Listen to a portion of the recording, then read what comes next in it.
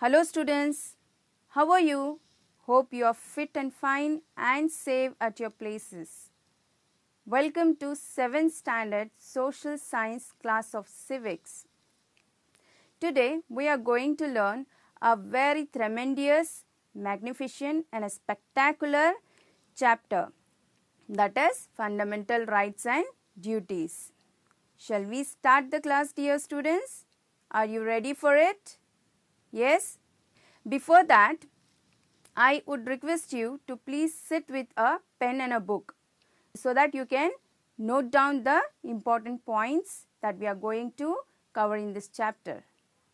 Let's begin the class now. Let us know the competencies of this chapter. First of all, you will be understanding the difference between the natural rights and the fundamental rights. You will also be understanding the fundamental rights provided to citizens by our Constitution.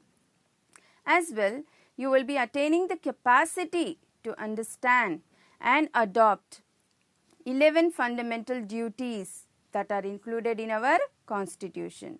So, at the end of this chapter, you will learn all these competencies, dear students. Now, students, I would like to give you two situations. Let us see what are those situations. Here it is. Here is a girl called Tina, who is very happy and a jolliest girl. As well, she is a very ambitious girl. She has a dream of becoming a doctor in future. So, one day she decides to tell her father. So, let us see what she is telling. Daddy, I want to become a doctor. Let us see the daddy's reply now.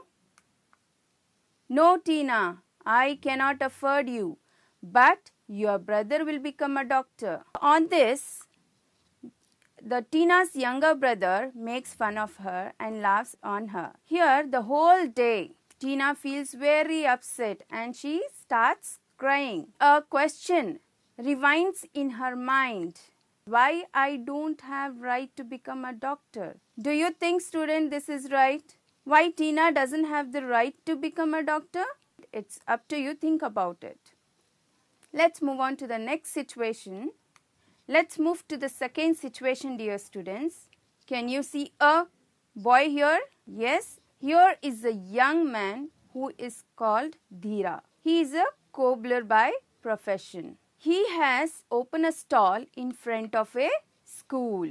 Every day he sees children going to school happily. At a very young age, Dhira had to take up the responsibility of his house, so that he had to give up his studies. But always he was feeling very bad because he gave up his studies. He had a dream. He says to himself, I had a dream of going to a school, but I couldn't go as I am very poor. Is this right, students? Why Dhira did not have the right to go to school? Because of his poverty? Yes, think about it, students. Think about the situation of Tina, who wants to become a doctor, and think about this poor boy who wanted to go to school, but due to his poverty, he was not able to. So, don't you think Tina has the right to become a doctor? Don't you think Dhira had the right to go to school? Yes, they both have equal right. A question arises here. What is a right? Can anyone tell me? What is a right? Very good, students. Let us know the meaning of this right. A right means the authority given to a citizen, like right to live, right to education, right to work. For the right is classified into two types. One is natural right and another is a legal right. So, what is this natural right, dear students? So, you will come to know about natural right, simple comparison with legal rights. See, legal rights are the rights which are protected by our Constitution, which is not such in case of natural right. Do you get now? So, natural rights are anything which is not protected by our constitution, like right to live, right to work, right to safety, right to have family, etc. Okay? It's clear to you now. Let us look into fundamental rights now, which is nothing but the legal right. Okay? Here it is, fundamental rights. What is fundamental rights, dear student? Yes, come up with your answers. Fine, very good. Fundamental rights are the basic rights given to an individual by the Constitution for his development. They are the constitutional rights. Fundamental rights are very important to lead a social life. Okay? No one can violate this right because fundamental rights are protected by the judiciary of our country. Understood, dear students? Yes? Shall we move to the next topic? Fine. Now let us see classification of fundamental rights. So here fundamental rights are divided into 6 types. Let us see what are those. Right to equality, right to freedom, right against exploitation, right to religion, cultural and educational right, right to constitutional remedies. Do you get, students? These are the 6 fundamental rights that every citizen of our country enjoys. Okay? So now let us look into it one by one in detail. Right to equality. What do you think, dear students? What this right tells you? Right to equality. What it tells, dear students? It tells that all are equal before the law. Nobody is above the law and all deserve equal protection. So this is what our right to equality tells us. Okay? So here everyone are treated equally before the law. The government of our country guarantees that every citizen of our country are equal before the law. So do you get, students? Do you came to know what is right to equality? Everyone should be treated equally before the law. Okay? And it cannot restrict an individual's entry into a shop, hotel, parks and many more recreational places. It also cannot restrict the use of public wells, roads, public transport and many more things. All the citizens have the equal opportunity to enter the government service. Every individual has the equal opportunity to become a doctor, lawyer, a teacher and many other professions. Okay? As well, it cannot forbid anyone from entering the holy places and offer prayers. So this is what our right to equality tells us, dear students. Let's move to the next right, that is right to freedom. What do you think this right to freedom tells us? Can anyone guess? Yes? Right to freedom includes several more rights. Let us see. Right to speech and freedom of expression, right to participate in the peaceful public meeting, right to establish institutions and associations, right to travel throughout the country without any restriction, right to live in any part of India and as well right to take up any employment, business or occupation. So, right to freedom includes all this freedom for the individual of our country, for the citizen of our country. Let us go in deep one by one with this freedom of right. Okay? Let us see now right to speech and freedom of expression. So, what this tells us, dear student? The name itself tells us that every individual of our country or every citizen of our country has the right to speak or express his or her opinions, views without any fear, openly. Fine, students. So, right to speech and freedom gives authority for us to speak and express our feelings, opinions and views openly without any fear. Okay? Understood?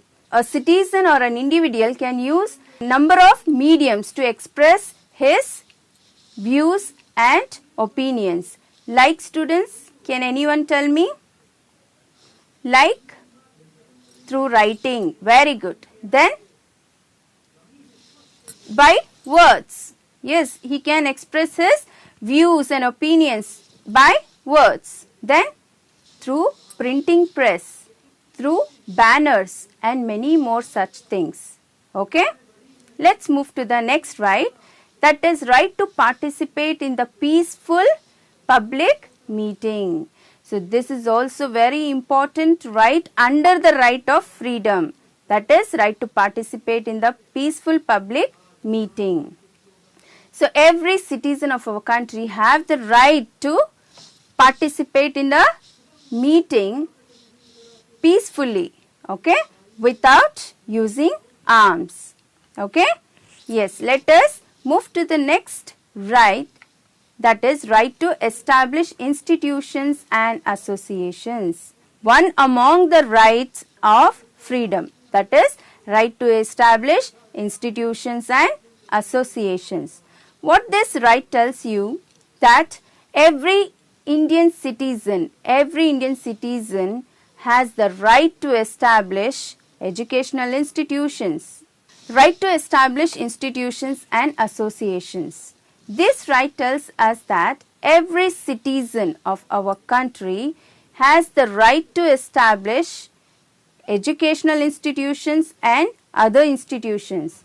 As well, this right gives us freedom to form associations. Okay? If we have certain problems, we can peacefully form associations and solve those problems regarding our issues. Yes, let's move to the next right under right to freedom, that is right to travel throughout the country without any restriction. Okay, so this is also one among the right to freedom. It's very important. Every Indian citizen has the right to travel throughout the country without any restrictions. Understood, dear students? Okay? Yes, let's move to the next right, that is right to live in any part of India. Every citizen of our country has the right to live in any part of India. If a person from Karnataka wants to settle down in Orissa, he can travel it freely without any restriction and settle down in Orissa. Okay.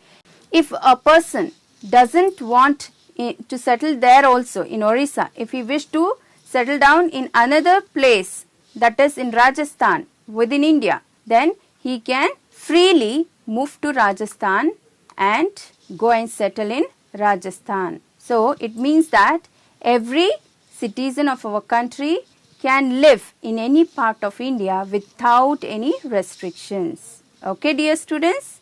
Understood? Fine, let's move to the other right. Right to take up any employment, business or occupation. This is also another important right. So what it tells you, for example, if a farmer's son, it doesn't mean that the son has to become a farmer. He has to take up the occupation of his farmer. He can also become a doctor, lawyer, teacher and many more professions he can adopt it. It doesn't mean that what the father is by profession, even the same thing, even the son should follow it. So, an individual, a citizen of our country has a right to take up any employment according to his choice. Understood, dear students? Let's move to the next fundamental rights, that is right against exploitation. Okay. So, let us see what this right against exploitation tells us? Right against exploitation. The objective of this right is to prevent exploitation of poor, women, children and the weaker sections of the society. In order to avoid and prevent this exploitation of certain classes, our state and central government has come up with a number of laws. Let's see what are those laws. So, for example, you can see here a picture, an image of a dowry system. Earlier, dowry system was more in our country. Yes, now the government of our country, what it has done is practicing of dowry system is punishable offense now. It has made a law that practicing of a dowry system is punishable offense. Let's move to the another image, that is what you can see here, a boy carrying out bricks, right? So what it tells you? It tells that yes, in certain big and small industries, whether it is a tea stall, everywhere you can see small children working. Okay, this is nothing but the child labor. Do you think is right, students? No, it is not right. So here the government of our country has come up with the law against the child labor. Now it is considered to be a punishable offense. Every child who is above the 6 years to 14 years have the right for education. Okay. Now let's see the another image here. Man beating his wife. So here this is nothing but it tells you that violence, a women harassment. Okay. So even that is a punishable offense. Yes. So have you heard about the bonded labor, dear students? Even bonded labor is also a punishable offense. So earlier in olden days, the zamindars used to give loans to the farmers or poor peoples.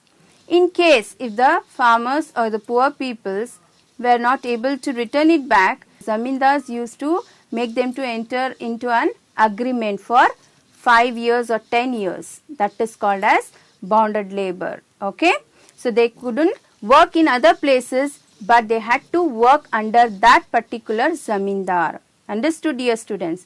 Even that has been a punishable offense. Let's move to the next slide, that is right to freedom of religion. So you can see here our country is a vast country with number of religion, right students? So what it tells, let us see. Right to freedom of religion tells that the citizens of India have the right to accept and follow religion of their own choice. So here every individual or every citizen of our country have the right to accept, practice, profess and propagate and follow religion according to his choice. Understood? No one can restrict him from following the religion of his choice. Understood, dear students? Let's move to the next right. Let's see what right is waiting for us now, that is cultural and educational rights. Okay, cultural and educational rights. This fundamental right protects the cultural and educational interest of the citizens of our country. The government and the constitution of our country has given the right to every citizen of our country to protect his culture, tradition, language, etc. Okay. As well, every individual has the right to establish his own educational institution. Okay. But those educational institutions should adhere the laws laid down by our government. Understood, dear students? Yes. Shall we move to the next topic? Yes. So here is our next right, that is right to constitutional remedies. Right to constitutional remedies is very important right, dear students. Let's see why it is important. It tells that a citizen has the right to approach the court of justice in the event of violation of fundamental rights. So, Here, this right is particularly most important right. Why? Because see, all the above said right, whether it is a right to equality, right to freedom, right against exploitation, cultural and educational right, all these rights are dependent on this right. Mean all these rights are protected under this right. If we protect this right, then we can enjoy all the other rights also. Understood? So here, every citizen of our country can approach the court for justice if all the above said rights are getting violated. The next topic, fundamental duties of the citizen. So far we looked about the rights, right? We are enjoying the rights, fundamental rights given by our constitution. But don't you think, students, only enjoying right is done? We must render certain duties towards our nation. Let us see what are these duties. Fundamental duty is nothing but the compulsory responsibility of an individual towards his country. It is known as the fundamental duty. Fundamental rights and fundamental duties are the two faces of the same coin. Fundamental rights is nothing but which we have, whereas fundamental duties are nothing but which we render, which we do it. Understood, dear students? So let us see, there are 11 such fundamental duties that as a citizen of our country we have to render these duties. Let us see now one by one. The first and the foremost duty of our Indian citizen is to respect the constitution, national flag and national anthem. So it is the sole responsibility of every Indian that we have to respect our constitution, we have to respect our national flag as well national anthem. Let's move to the next duty, to follow the noble ideals that inspired our struggle for freedom. Here, students, we have to cherish and uphold the noble ideals that once inspired our freedom struggle.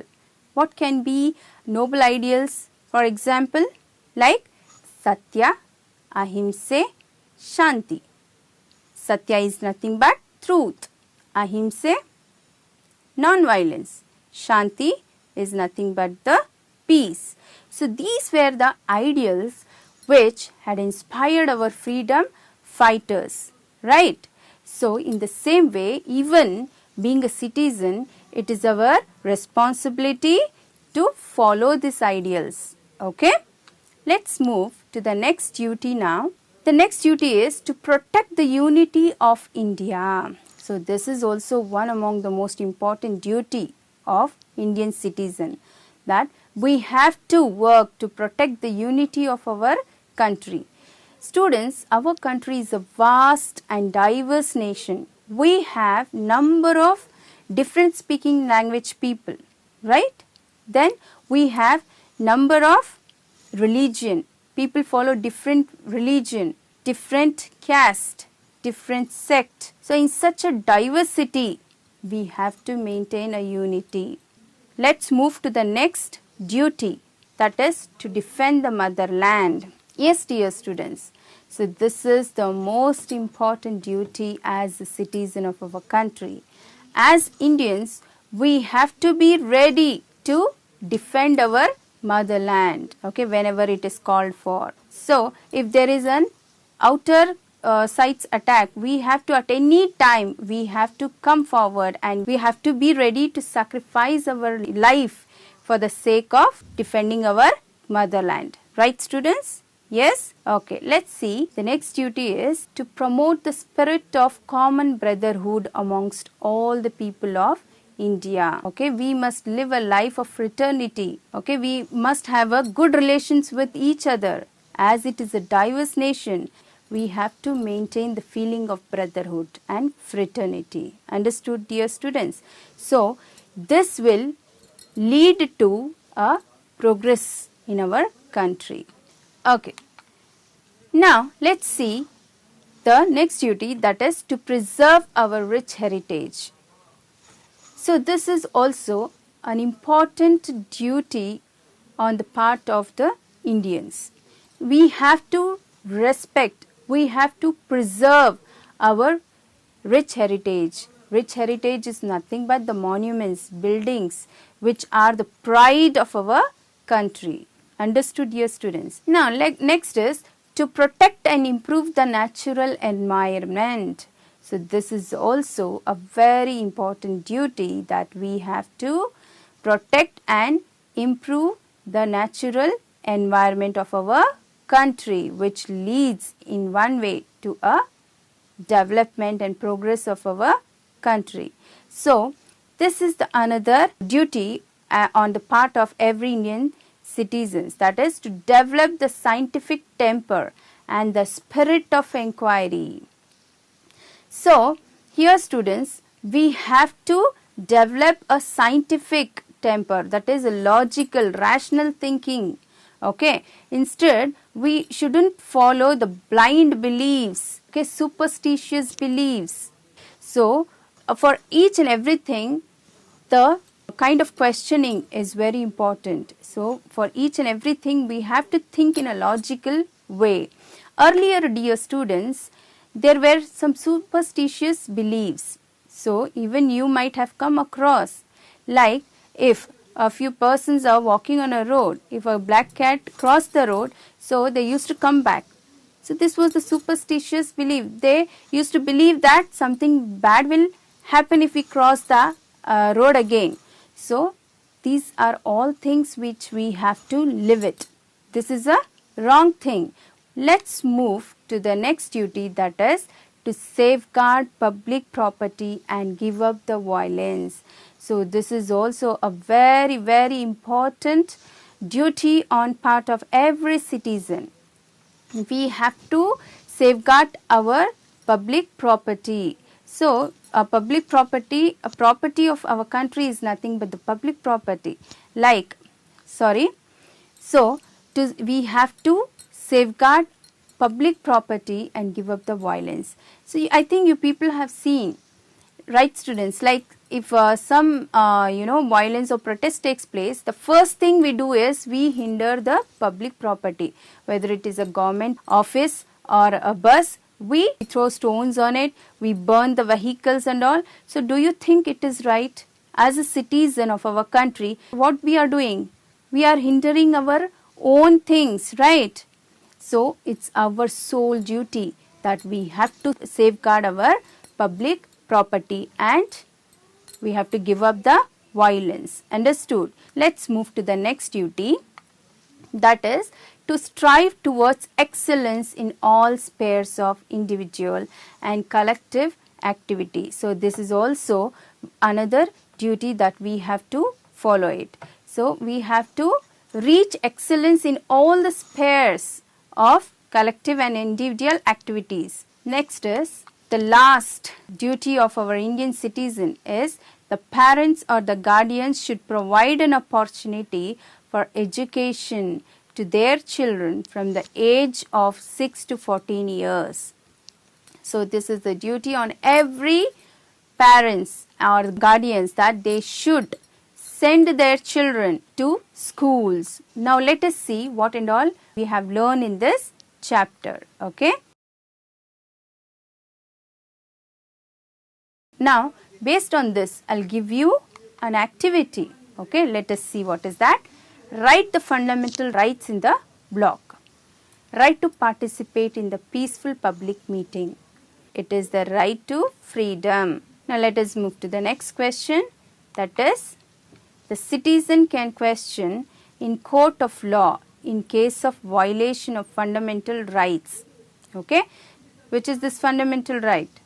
Right to constitutional remedies. This is your home assignment. Final activity. Collect the pictures of fundamental duties found in your surrounding. So, thank you students. Fatima Anjum here. So, I am from GHPS Matavara and I would like to thank DSERT for giving this a wonderful platform which is connecting a teacher and a students. Thank you, sir.